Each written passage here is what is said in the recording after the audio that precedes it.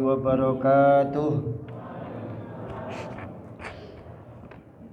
Bismillahirrahmanirrahim. Alhamdulillahi rabbil alamin. Assalatu wassalamu ala asrafil anbiya'i wal mursalin nabiyyina Muhammadin wa ala alihi wa ashabihil mujahidin at-tahirin, amma ba'du. Qala Allah ta'ala fil Qur'anil Karim, a'udzu billahi minasyaitonir rajim.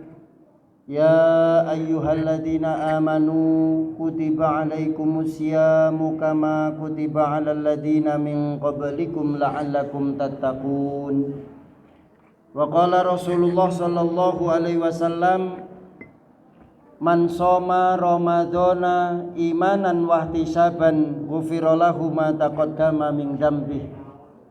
Shadaqallah wa sadaqa Rasulullah sallallahu alaihi wasallam.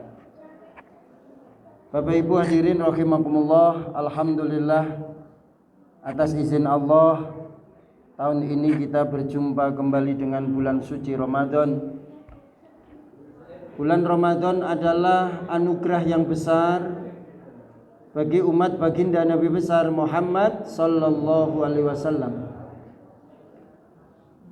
Umat Nabi Muhammad usianya tidak sepanjang umat Nabi Nuh. Nabi Nuh usianya 930 tahun. Nabi Idris usianya kurang lebih 700 tahun. Nabi Soleh hampir 500 tahun. Nabi Ibrahim masih 175 tahun. Kita insya Allah ikut usia Nabi kita 60,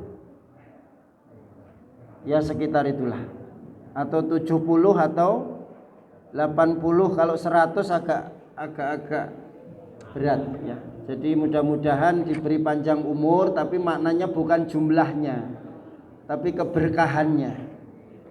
Pengertian keberkahannya termasuk dilipat gandakan amal kita. Ketika Allah menyampaikan kepada Nabi Musa, wahai Musa, nanti di akhir zaman ada umat yang kalau beramal dia dilipat gandakan, 1 jadi 10, 10 jadi 100, 100 jadi 700. Itu di luar bulan Ramadan.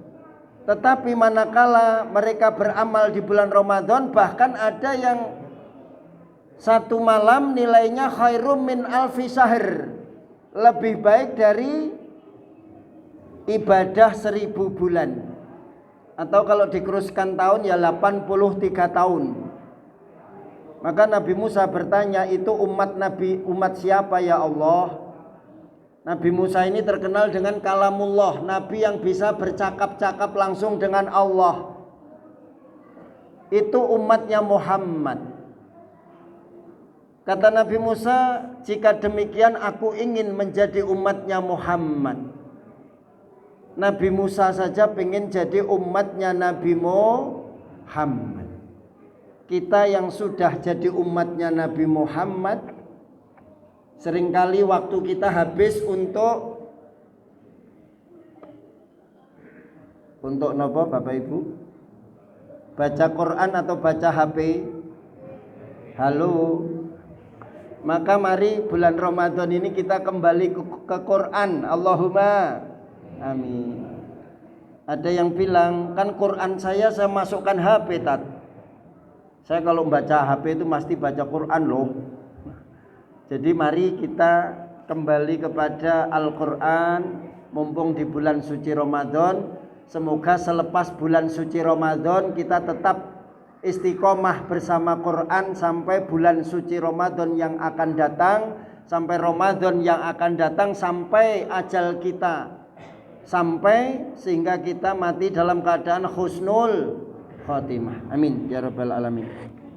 Salawat dan salam semoga terlimpah atas junjungan kita baginda Nabi besar Muhammad sallallahu alaihi wasallam. Bapak Ibu, Allah memerintahkan kita, ya ayyuhalladzina amanu kutiba alaikumussyam, kutiba alaikumusyamu kama kutiba alal ladzina min qablikum la'allakum tattaqun. Wahai orang-orang yang beriman, diperintahkan atas kamu untuk berpuasa di bulan Ramadan sebagaimana telah diwajibkan atas orang-orang sebelum kamu, agar kamu sekalian menjadi orang-orang yang bertakwa. Kalau kita cermati ayat ini ditutup la'allakum tatakun, agar kita menjadi orang takwa.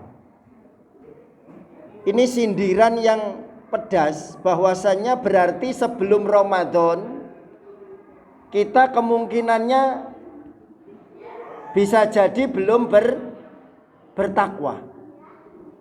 Atau yang namanya manusia ya kadang bertakwa, kadang tidak. Manusia itu disebut makhluk sempurna, punya jasmani, punya rohani.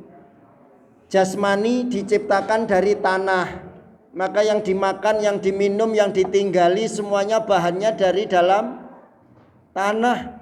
Yang dipakai pun itu kapasnya dari kapas yang ditanam di tanah. Maka dimensi jasmani ini kalau meninggal dunia dia kembali ke tanah. Maka ada istilah kuburan, tapi ada istilah alam kubur.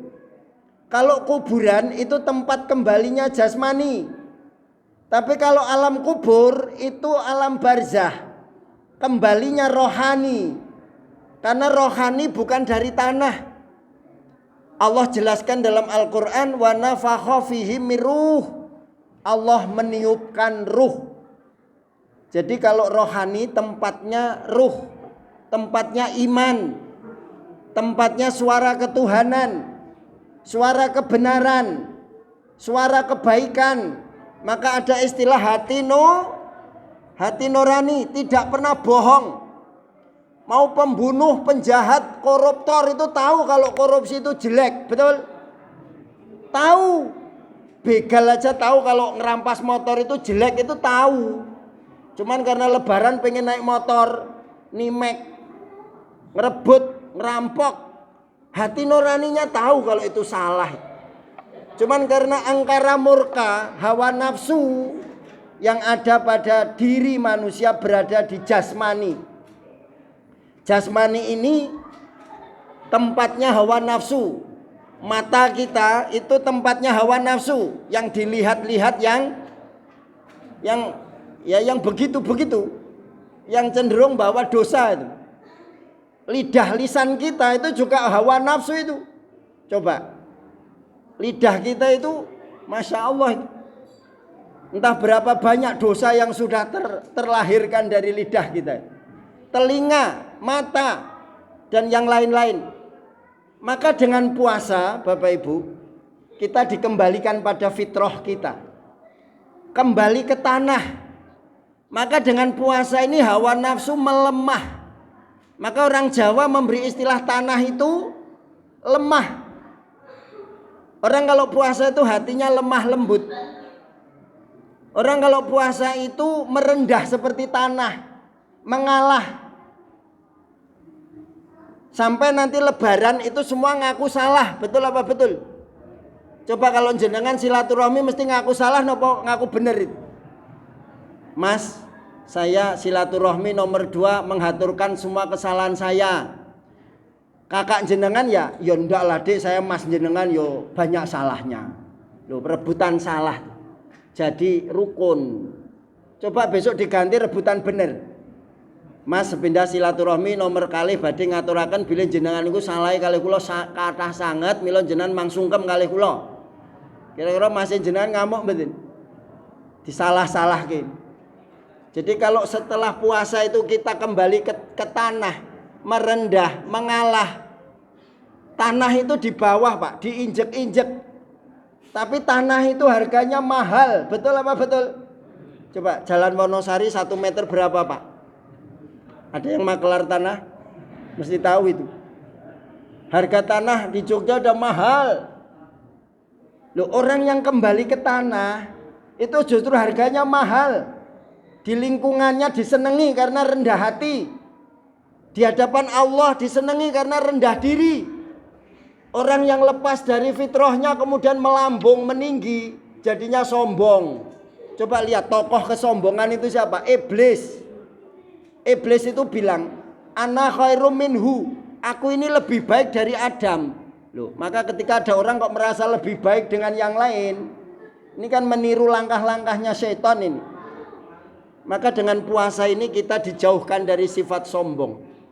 Kita merasakan dengan puasa kita lemah. Nyon sewu, kalau tidak ada puasa, orang-orang kaya itu nggak pernah merasakan kelaparan. Betul apa betul? Orang kalau merasakan langsung betapa perihnya kelaparan, kemudian peduli dengan sesama, peduli dengan fakir miskin, kemudian zakat, sodakoh. Maka ketika orang langsung merasakan puasa, ini puasa nggak bisa diwakilkan, Pak. Dumeh pejabat terus diwakilkan asistennya, ya nggak boleh itu. Kecuali sholat boleh diwakilkan. Kapan? Nanti, jangan sekarang. Nanti kalau sudah waktunya sholat boleh disolatkan maksudnya. Nah, maka hidup ini hanya menunggu waktu sholat. Karena orang mati itu mesti di antara waktu sholat, betul? Kalau matinya detik ini ya antara waktu isya dan subuh. Maka niatkan hidup ini hanya menunggu waktu sholat. Nanti tercatat matinya menunggu waktu sholat. Setelah subuhan nunggu waktu zuhur. Setelah zuhur nunggu waktu asar. Sambil nunggu sholat ya diisi dengan bekerja lah. Jangan sampai hidup nunggu kaya. Nanti tercatat dia meninggal ngejar kekayaan rung kaya-kaya. Loh, malah repot nih. Maka Bapak Ibu niatkan hati untuk senantiasa ibadah kepada Allah. Semoga dengan Ramadan tahun ini kita betul-betul imanan wahtisaban, iman dan bersungguh-sungguh. Karena orang yang beriman dan bersungguh-sungguh, Allah akan berikan ampunan segala dosa-dosanya. Rasulullah bersabda, man shoma ramadhana imanan wahtisaban, ghufira lahu ma taqaddama min dambi. Barang siapa yang berpuasa di bulan suci Ramadan dengan iman dan bersungguh-sungguh. Nah, ini bersungguh-sungguh ini. Bapak Ibu kalau bekerja di instansi, di perusahaan, yang namanya bersungguh-sungguh itu ukuran pertama adalah kehadiran, absensinya. Maka mari kita Ramadan ini bekerja kepada Allah. Karena Allah berfirman, as-saumu li wa ana ajzabi. Puasa itu untukku, maka akulah yang langsung memberi pahalanya. Maka agar kita dapat pengampunan dosa, mari bersungguh-sungguh. Itu maknanya ya awal puasa, hari pertama sampai hari terakhir, Pak. Ini kayaknya 30 hari atau 29 hari. Semoga jamaah masjid sini semakin hari tidak mengalami kemajuan softnya. Kemajuan itu maksudnya maju ke depan. Tinggal satu baris itu. Ini mumpung setan dibelenggu, Pak. Nanti setan lepas tanggal 1 Syawal itu. Nanti kelihatan masjidnya kosong lagi itu. Itu setan udah lepas lagi tuh. Nah, ini mumpung setan dibelenggu kan ringan ke masjid tuh. Nah, semoga dengan gemblengan puasa ini nanti selepas Ramadan itu walaupun setan udah lepas tetap ke masjid. Allahumma amin.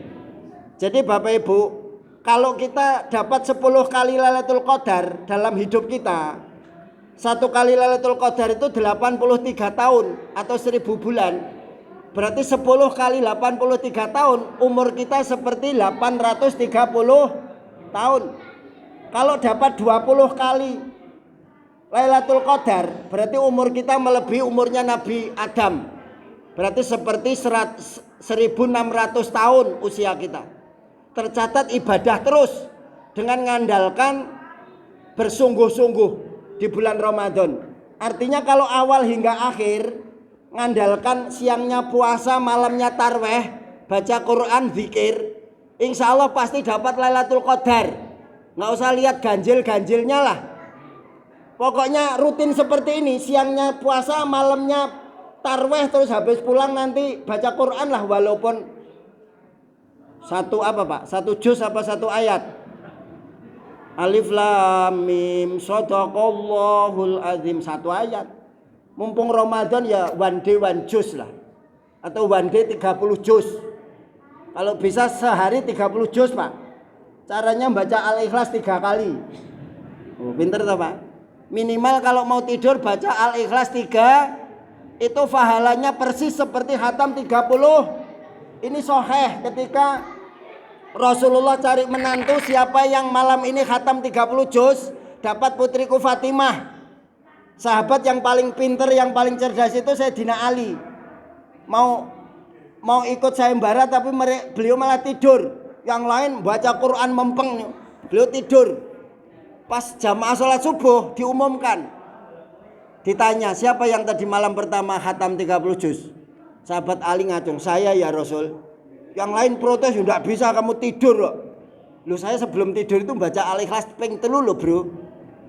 Loh konco-konconya domplungu lah. Terus kata Rasulullah kalau 3 kali Al-Ikhlas itu sama 30 juz. Benar nggak ya Rasul? Sodakta ya Ali, benar engkau wahai Ali. Maka yang dapat Fatimah siapa? Sahabat Ali. Tapi dengan pengajian ini terus habis ini kulhu terus nggak ampun Pak. Ya Quran barang. Maksud saya kalau mau tidur selama Ramadan ini mari kita perbanyak membaca Al-Quran. Semoga kita menjadi ahlul Quran dan Al-Quran memberi syafaat kita di yaumul kiamah. Amin ya rabbal alamin. Bapak Ibu, demikian kultum menjelang tarweh pada malam hari ini. Mohon maaf, kebetulan saya masih ada satu agenda pengajian ba'da tarweh di Bantul. Jadi saya serahkan ke Ustadz kita yang nanti ngimami tarweh. Dari saya ada kurang lebihnya, mohon maaf. Bila taufik wal hidayah. Wassalamualaikum warahmatullahi wabarakatuh.